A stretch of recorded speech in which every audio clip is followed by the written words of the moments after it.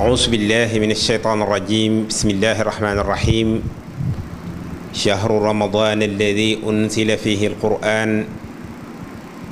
هدى للناس وبينات من الهدى والفرقان فمن شهد منكم الشهر فليصمه ومن كان مريضا أو على سفر فعدة من أيام أخر يريد الله بكم اليسر ولا يريد بكم العسر ولتكملوا العدة ولتكبروا الله على ما هداكم ولعلكم تشكرون صدق الله العظيم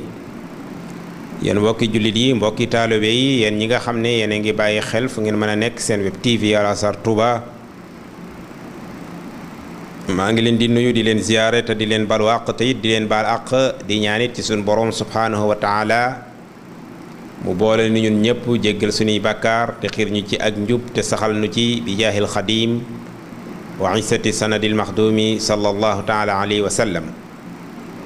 mbokk yi Al Azhar Touba ñëwaat na ci seen émission l'Académia ci naafilay weeru koor yi ñu leen jëlalee ci téereb Sëriñ Chouaïbou Mbacké radwanullahi alayhi li nga xam ne moo di xurratul ayni fi tamis ba'di faraidil ayni bala ñoo tàmbali julli gi ñu andi leen seen tontub laajub démb xam ngeen ne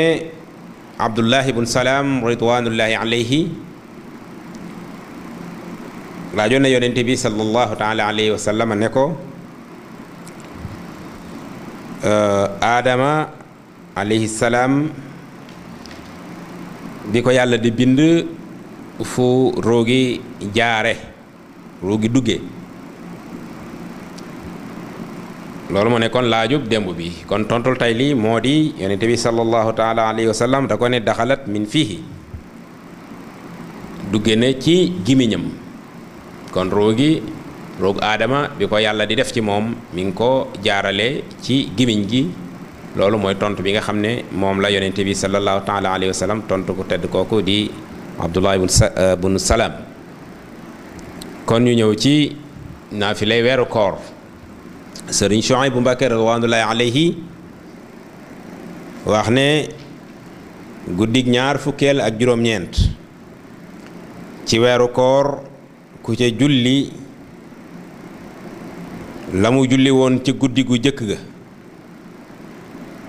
la mu julli woon ca guddi gu jëkk ga kon ñu fàttali leen la ngeen julli woon ci julli gu jëkk ga moom ngay julli ci guddig ñaar fukkeel ak juróom-ñeent nee na ku julli la mu julli ca guddi gu njëkk ga moom it diis na ko jéggal bakkaaram yu jëkk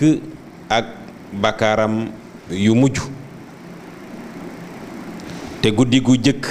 ci weeru koor waxoon nañ leen ne ku ca julli fukki rakka bu ci nekk nga jàng ci fatihatul kitab benn yoon jàng ci inna ansalnaahu ak qul yaa ayyuhal kaafiruuna ak suratul ixlaas yi lu ci nekk ci ñett yooyu ñaari yoon nee na yàlla dana araamal yaram sawara te bu ñaanee sunu borom subhanahu wa taala yàlla dana ko may loolu mu waxoon nag la wax ne guddi ñaar fukkeel ak juróom-ñeent ku ci julli la mu julli woon ci guddi gu jëkk ga moom it dis na ko jéggal bàkkaaram yépp yu jëkk ak yu mujj kon loolu mooy guddi ñaar fukkeel ak juróom-ñeent kon bala ma leen di bàyyi ma ñëw ci seen laajub tey insha allahu taala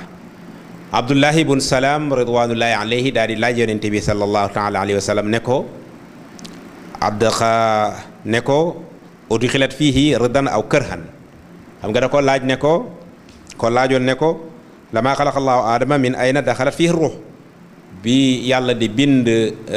bi muy bind aadama ruux gi fon la ko jaarale yonente bi sallallahu taala alayhi wa sallam tontu ko ne ko mi ngi ko jaarale ci gimiñ gi loolu mooy suñ tontu tey nga xam ne moo nekkoon laajub démb